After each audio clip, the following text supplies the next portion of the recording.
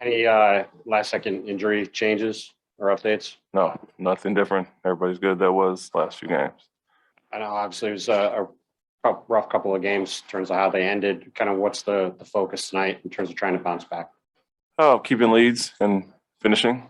Really simple there. We have had obviously had up and down year as far as that, but you look at the positives that we are in every game or get a big lead in every game. And now the next step is to hold those leads, play confidently, withstand runs, and then finish games. And so that's been the focus, looking at, 2 or 3 runs in that New York game, end of half, start of third quarter, and then one middle to end of third quarter, and then fourth quarter. We looked at the runs and what happened in those 3 stretches where we're allowing teams to get back in or chip away instead of extending our lead, and that's the focus now, to maintain and finish. I know I asked you this the other day too, but now that you're starting to get a few games in a row with generally your whole group available, is it nice will that hopefully in your mind at least maybe start to correct some of that stuff too, if you get a chance to at least have one consistent thing?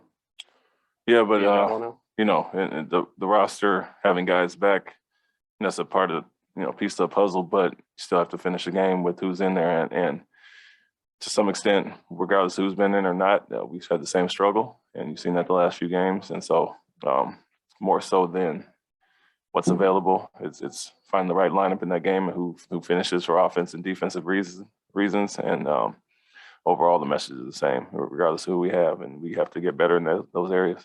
Hey.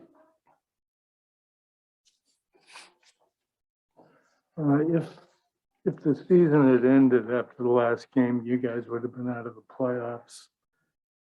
When does that become a motivating factor, just being aware of where you are in the hierarchy of the conference?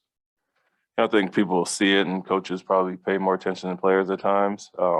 But with it not even being the halfway point yet, and the inconsistency that we've had, you can go on a 3-4 game run and you're right back in 7th, 8th place. And I think it's that tight after the first 4 or 5. So, the motivation is to improve more so than looking at standings this early. And if we take care of business and do what we can do, what we have been doing at times, that'll take care of itself. I mean, we'd be in a much better position now, and we still have the opportunity to do that. So you've seen a team, I think Toronto or somebody's gone on a few game winning streak, and they go from 12th or 13th to 8th or whatever. And so it's flipped that quickly, and it's that tight. So more so than that, it's just rectifying the things we can and improving in those areas than looking at standings this early.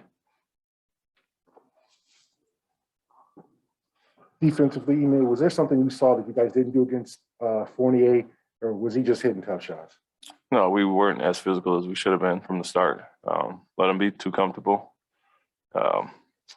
losing track of him, not being connected, not being physical in his pick and rolls, and, quite frankly, not following the game plan on him, which is to chase him over and not go under. And several times we got caught, whether it was off ball or on ball pick and rolls going under. And when somebody's making that many, obviously you have to, find him on the court and transition in other areas. And so we lost him quite a few times. And then once he was in that rhythm, you're hitting at that point. And even when you are contesting or closing the distance, you're in such a hot streak that he made a few tough ones late. But first play of the game is a prime example of us losing track of him, getting him going.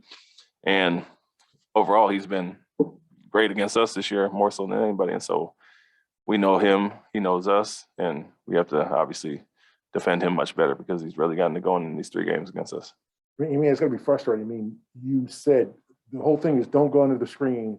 And I think twice in the first 6 minutes, Fournier had literally wide open 3-pointers, and he hit them both, and then he gets into a rhythm. He seems to be a rhythm player. I mean, that's got to probably drive you crazy, that first play of the game, that goes down. Yeah, and we talk about locking in and focusing from the start of the game, not allowing one mistake and then figuring out or remembering the game plan. And when you multiply that by 5 guys, and if everybody makes a mistake, you find yourself down or letting guys get going early. And so got to be focused on that guy. Obviously, in the first game in New York, we went under screens a few times where he hit, I think, 4 in the second half late in that game in the overtime. So it wasn't just last game. It's, taking account of what he's doing well, what he does well. And we all know that by now, obviously. So that part is frustrating, but looking forward to our guys bouncing back and taking that challenge to heart. And like I said, we looked at the numbers, and I think he has 511 points on the year, 101 against us. So that tells you the story right there. 35-point average, averaging 11.7 in the other games against everybody else. So enough said. Yeah. You said, I mean, you basically said you guys have a quandary in the fourth quarter. You want to keep Dennis and Marcus on the floor defensively, but they're not plus shooters, so you're just going to take your chances.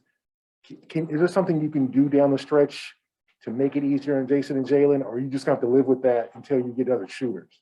No, I wouldn't say we're keeping them defensively. Obviously, Marcus is there. Dennis, had it rolling for a good spurt of the second and part of the third.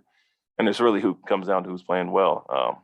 I wouldn't say Dennis specifically for defense. If we go on that route, you would have Josh or Grant or possibly Al or whoever it is from a size and versatility perspective. So it doesn't. Dennis isn't really the defensive guy we're talking about. He was doing well and had his moments there in the first half and some of the third quarter, and so we went with him late. But like I said, guys are, other than Josh and maybe Grant, are having below average to career worst shooting years. So if you're going offense for defensive lineups, you're going to have some of your best defenders out there, and you're going to have some guys who aren't shooting as well this year. But as you've seen in games, we've made some, miss some, and you have to stay confident. And you can't, sub offense for defense and have some of your best guys out there that aren't shooting as well as they are this year and expect them to, continue to miss those shots. We know what they're going to do with Jason and Jalen, load up, and they continue to make the right plays, and we have to knock them down or sometimes not settle and drive it and try to get somebody else open or get something downhill. Thank you, Coach. We'll wrap it up right there. Thank you.